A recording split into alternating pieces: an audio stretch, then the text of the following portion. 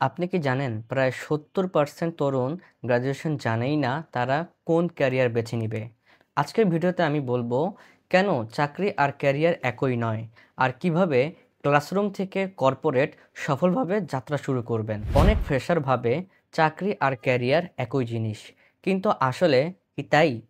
চাকরি মানে হলো শুধু একটা আয়ের মাধ্যম, এখানে আপনি কাজ করেন আর বেতন পান।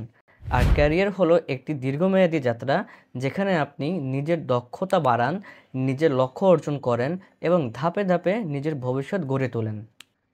বাস্তবতা হলো শিক্ষা জীবন শেষ হওয়া মানে ক্যারিয়ার শুরু নয়। অনেকেই হোঁচট খায় এই অদৃশ্য সেতুতে, যেটা হলো ক্লাসরুম টু কর্পোরেট। যে সেতু অতিক্রম করা ভীষণ চ্যালেঞ্জের, কেননা শুধু ভালো সিজিপি থাকলেই চাকরি পাওয়া যায় না। দরকার প্রফেশনাল সিভি তৈরি করা, ইন্টারভিউ বোর্ডে আত্মবিশ্বাস নিয়ে দাঁড়ানো, আর কর্পোরেট কালচারে টিকে থাকার মানসিকতার প্রস্তুতি। তাহলে কিভাবে এই সেতু পার হওয়া যায়?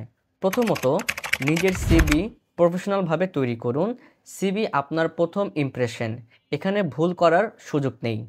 দ্বিতীয়ত, ইন্টারভিউর প্রস্তুতি নিন। শুধু প্রশ্ন উত্তর নয়, আপনার বডি ল্যাঙ্গুয়েজ, কনফিডেন্স আর কমিউনিকেশন স্কিল বড় ভূমিকা রাখে।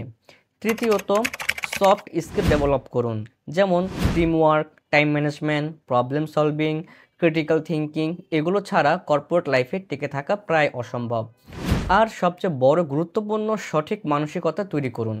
ক্যারিয়ার হলো ম্যারাথন, স্প্রিন্ট নয়। ধৈর্য, অধ্যবসায় আর শেখার ইচ্ছাই আপনাকে সাফল্যের দিকে নিয়ে যাবে।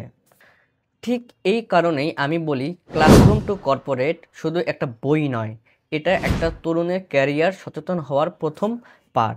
এখানে আপনি পাবেন কিভাবে চাকরি জোগাড় করবেন তা নয়, বরং কিভাবে একটি শক্তিশালী ভিত্তি তৈরি করেন, দীর্ঘমেয়াদী ক্যারিয়ার গড়বেন।